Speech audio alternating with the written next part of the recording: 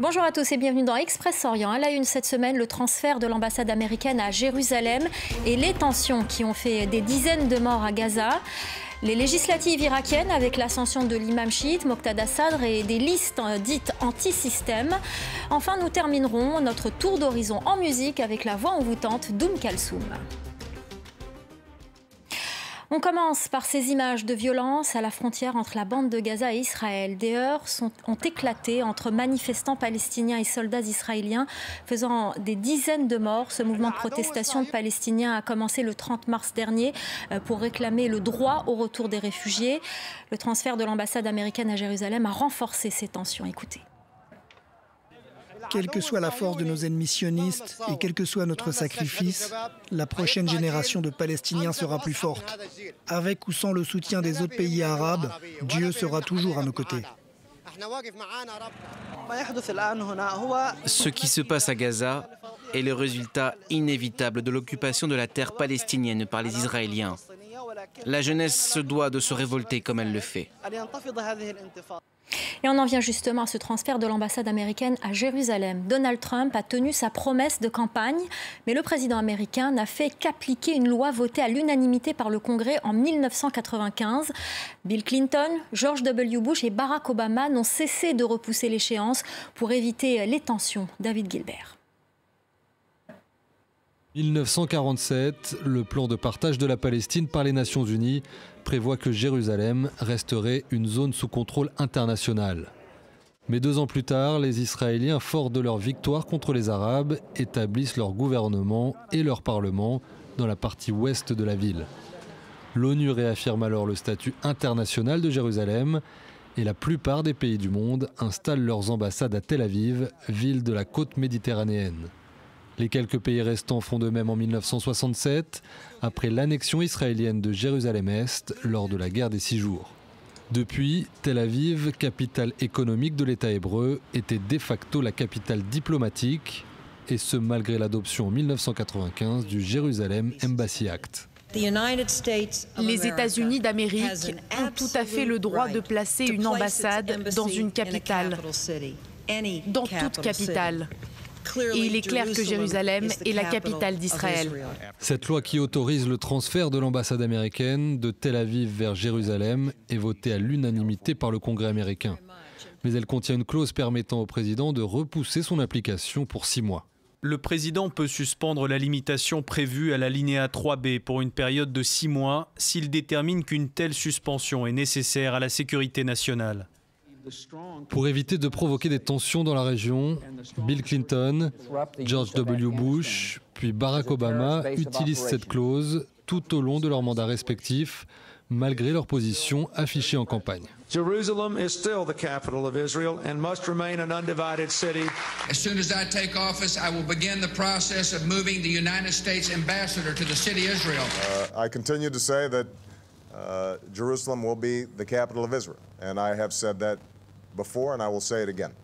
Il aura donc fallu attendre l'arrivée de Donald Trump à la Maison-Blanche pour passer de la parole aux actes. L'inauguration de l'ambassade américaine à Jérusalem le jour du 70e anniversaire de l'indépendance d'Israël est un bouleversement pour l'ensemble de la communauté internationale, mais il est bien la concrétisation d'un engagement pris il y a plus de 22 ans.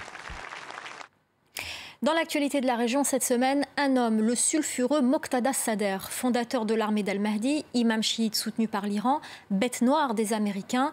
Depuis les élections législatives, il incarne le visage de l'antisystème en Irak. Les réactions à Sadr City, le quartier de Bagdad qui porte son nom.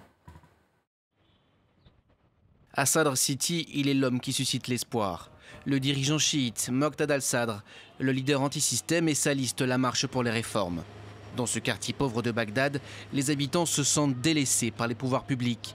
Pas d'égout, ni de ramassage des poubelles. Et pour l'électricité, c'est quelques heures par jour seulement.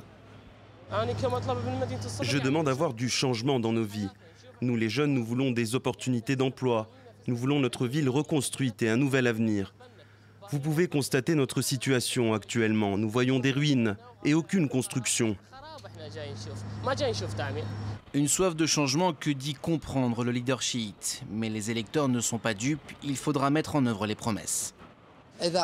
Si le nouveau gouvernement est formé par le bloc La Marche pour les réformes et que la situation ne change pas, alors oui, nous manifesterons contre eux aussi. D'autres sont résignés, comme Hussein. Ce jeune homme de 26 ans est titulaire d'un diplôme d'ingénieur. Pour lui, le problème principal, c'est la corruption qui gangrène l'Irak. Je n'ai pas voté parce que je n'ai pas trouvé de candidat qui pourrait résoudre nos problèmes. J'ai obtenu un diplôme en génie des communications il y a 4 ans et je n'ai toujours pas d'emploi parce que je ne suis membre d'aucun parti politique. Ancien chef de guerre opposé aux forces américaines pendant la guerre en Irak, Moqtada al-Sadr s'est reconverti en politique anti-système et anti-corruption. Il défend notamment une politique indépendante, éloignée de l'influence de l'Iran. N'étant pas candidat direct, il ne serait pas Premier ministre, mais aurait une influence certaine sur le prochain gouvernement. On va vous parler à présent du salon de l'automobile qui s'est déroulé à Riyad en Arabie Saoudite. Un salon qui se conjugue cette année au féminin. Le 24 juin prochain, le royaume wahhabite lèvera officiellement l'interdiction de conduire pour les femmes. Le marché pour les constructeurs automobiles est énorme. Julien Cheida. À première vue, une scène ordinaire, sauf que cette saoudienne monte pour la première fois au volant d'une voiture. Pour ce premier salon automobile de Riyad destiné aux femmes, les futures conductrices se sont déplacées en nombre. Je suis tellement heureuse que les femmes puissent bientôt conduire. Et maintenant, je veux voir les voitures, les différents modèles, ce qui me va ou pas, et puis le prix et les différentes options. C'est bien de savoir tout ça. C'est un nouveau marché qui s'ouvre en Arabie Saoudite. Avec la future autorisation de conduire pour les femmes, le pays gagnera 9 millions de conductrices potentielles. Une aubaine pour les constructeurs qui comptent s'implanter dans le pays. Les entreprises américaines et allemandes vont tenter de rattraper leur retard sur les voitures asiatiques, majoritaires dans le royaume. L'Arabie Saoudite est un pays à la population jeune, 27 ans de moyenne d'âge. Ces jeunes femmes ont commencé les cours de conduite. Habituées à avoir un chauffeur, elles se disent impatientes de prendre le volant. C'est un sentiment incroyable. C'est la deuxième fois de ma vie que je conduis une voiture. Je me sens bien. Non, vraiment, c'est un sentiment incroyable. Mais le plus important, c'est d'avoir du courage et ne pas avoir peur. Je suis contente. C'était incroyable. J'avais déjà conduit, mais c'est la première fois en Arabie Saoudite. C'était vraiment bien. Heureusement, on pourra bientôt conduire. C'est un peu effrayant, mais Dieu est avec nous. Des constructeurs prêts à gagner des parts de marché et un grand nombre de conductrices prêtes à acheter. Le mariage serait parfait à un détail près. Pour acheter une voiture, une femme doit encore avoir l'autorisation d'un homme. En Égypte, il y a deux figures féminines incontestées, Cléopâtre et Kalsoum. La diva de la musique arabe a séduit et continue à séduire des milliers de personnes à travers le monde avec sa voix envoûtante et ses chansons qui durent des heures et qui semblent aussi éternelles que son succès. 43 ans après sa mort, une exposition à Paris redonne naissance à sa légende. Née en Égypte en 1898, Kalsoum a fasciné le monde oriental des années 20 aux années 70 en chantant les peines, les joies, l'amour.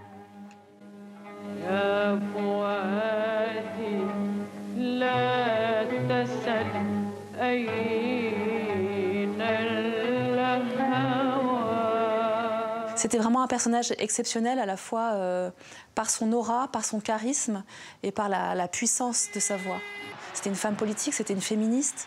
Une voix hypnotisante et chaque chanson s'étire en longueur pour captiver le public, comme en 1967 lorsqu'elle vient à l'Olympia. Elle me dit, je ne sais pas, je vais chanter 2 chansons ou 3. Alors, un peu inquiet tout de même, parce que je me dis 2 chansons, ça fait 6 minutes pour nous 2 chansons. Je me disais, ça me paraît même un peu juste. Mais j'ai découvert le soir la vérité, c'est que chaque chanson durait 1 heure et demie.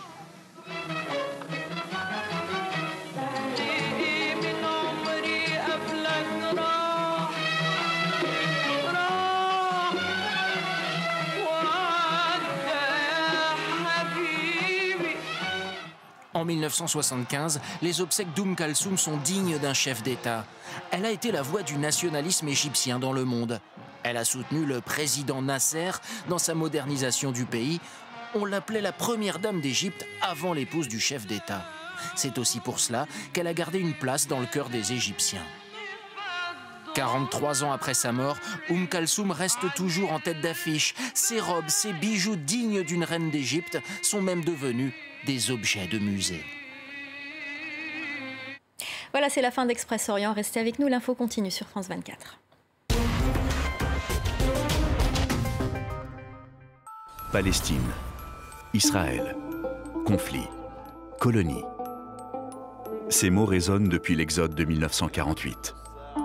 Aujourd'hui, à quoi ressemble la vie des Palestiniens dans les territoires toujours occupés? Nos grands reporters, James André et Liana Saleh, ont rencontré ces habitants qui vivent en liberté surveillée.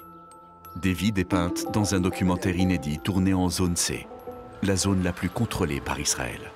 Reporter, le doc, présenté par Antoine Cormery, à voir sur France 24 et france24.com. Cette semaine, dans le Paris des Arts, je reçois une figure majeure de la peinture française, Gérard Garouste. Il expose en ce moment à la galerie Templon, au musée de la chasse et de la nature, à l'école des Beaux-Arts également, que nous visiterons ensemble. Et puis à la fin de l'émission, une rencontre avec un autre peintre, Olivier Masmonteil. Je note que votre pendu regarde le monde à l'envers. Un peu comme vous, non? Un peu comme moi. Ouais, c'est ça. Ne ratez pas le Paris des Arts de Gérard Garouste sur France 24 et france24.com.